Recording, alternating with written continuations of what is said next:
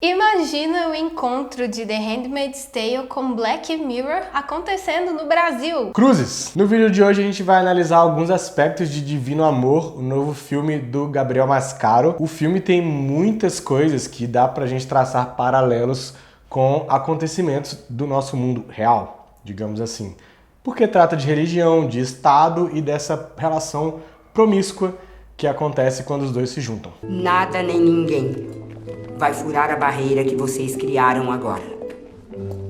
Logo de cara, uma questão interessante da gente observar é o nome do filme, não é por acaso, né? Amor divino e divino amor são expressões totalmente diferentes, apesar de ser só uma inversão de palavras. Amor divino é muito mais literal. Tem uma caracterização desse amor que é divino, um amor que vem de Deus, um amor celestial. Está relacionado mais à divindade, o amor que Deus sente pelos seus fiéis. Quando a gente inverte a ordem e coloca o adjetivo na frente, aí vira divino amor, que é o nome do filme, já tem uma conotação muito mais afetiva, uma conotação muito mais subjetiva, que é a conotação que a gente vai acompanhando através da personagem da Dira Paz, a Joana. Se trata muito mais de relacionamentos entre pessoas, parece, né? Divino Amor é o nome da festa também que substituiu o Carnaval como a maior festa do Brasil em 2027 e também é como se fosse a congregação dominante, né? A Igreja do Divino Amor, que tem os preceitos bíblicos, preceitos religiosos e que a gente compara com algumas religiões existentes na realidade. Antes de estrear o filme, eu estava vendo o trailer no YouTube e tinha muita gente revoltada, muita gente xingando, falando que estavam falando de religião tal, e é muito curioso porque as pessoas realmente vestem a carapuça, né? Quando você critica algo religioso, essa barreira quebrada de política, de Estado com religião, muita gente toma as dores. Isso é muito esquisito, assim, é vestir a carapuça mesmo. Esses dias eu vi até uma pessoa defendendo o Gilead num comentário de um outro canal, falando, por que vocês não falam das feministas que fazem tal coisa na igreja? Por que a série não fala disso? Como se tivesse vestindo a carapuça. Curiosamente, esse tipo de gente torce com muita força pra gente ter um moralismo cristão, no caso aqui que a gente tá falando de Divino Amor, né? E trouxe Handmaid's também pra conversa. As pessoas acham que por um país ter a maioria católica, por exemplo, e a gente já ouviu isso da boca do próprio Bolsonaro, por exemplo, a minoria tem que se submeter a esses valores cristãos. É curioso também porque no Divino Amor, o filme, tá claro que o Estado continua se considerando laico, então é uma relação muito interessante, porque aí a gente compara com o que acontece no Brasil e a gente vê a força que a bancada evangélica tem na proposição de leis, na encaminhamento de projetos, barrando leis também, e também na direção de políticas públicas, a força que eles têm é muito impressionante, e o Estado brasileiro é um Estado laico, ainda pelo menos no papel. Aí a gente vê personalizado, né? A gente vê uma mulher que trabalha num cartório dificultando uma ação que é o divórcio e uma ação que ela não acredita, dificultando com base no seu conceito moral, na sua crença, né? Isso não tem como ser mais claro que isso, do problema que é você misturar crenças pessoais com políticas de Estado, com políticas públicas. A burocracia era sua esperança. Eu acho que o senhor e a sua esposa precisam resgatar esse sentimento.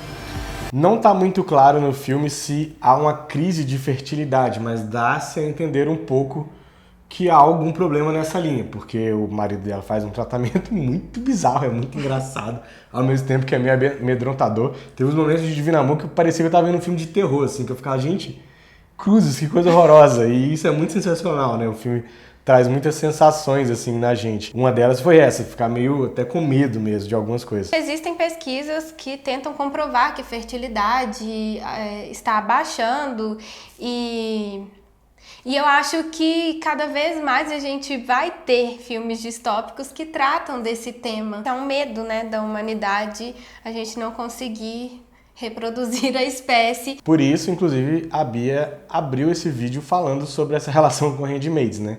Já que em Handmaid's Tale a gente tem uma crise de fertilidade mundial e, enfim, causa todos aqueles problemas da série. A gente tem playlist aqui acompanhando a série, curta e assista. E, obviamente, também por causa da questão da mistura da religiosidade, das crenças com políticas de Estado.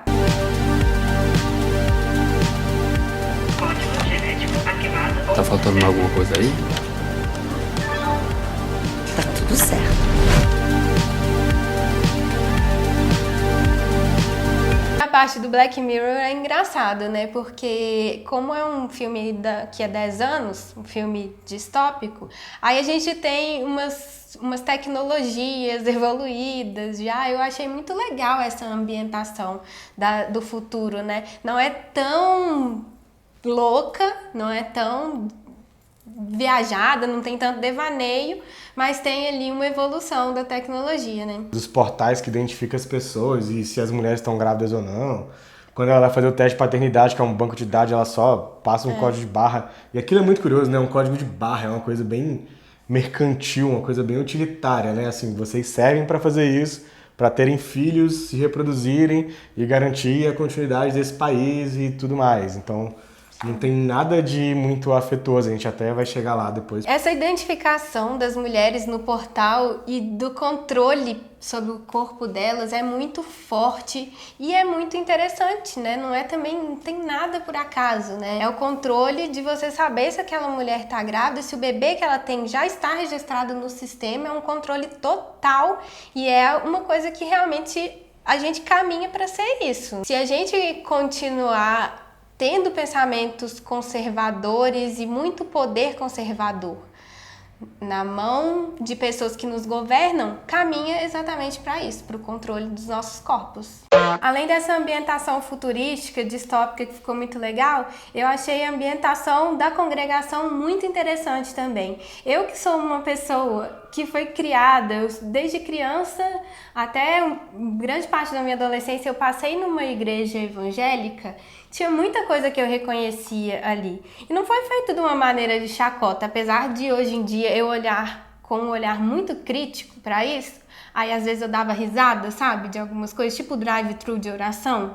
Eu olhei aquilo, eu dei muita risada, porque é uma coisa que eu acredito que seria real, assim. E agora alguém vai ver no filme e vai fazer, sabe? Já que não tem algum lugar por aí, né? Sim, e aí a parte do batismo também, eu me identifiquei muito com o que eu vivi na igreja. Divino Amor, de forma alguma, debocha mesmo de crenças, do cristianismo, da religião que for, neopentecostal, católica, apostólica, sei lá quais outras denominações que existem, né? Mas eu não, de forma alguma eles debocham, tipo assim, é uma crítica, óbvio.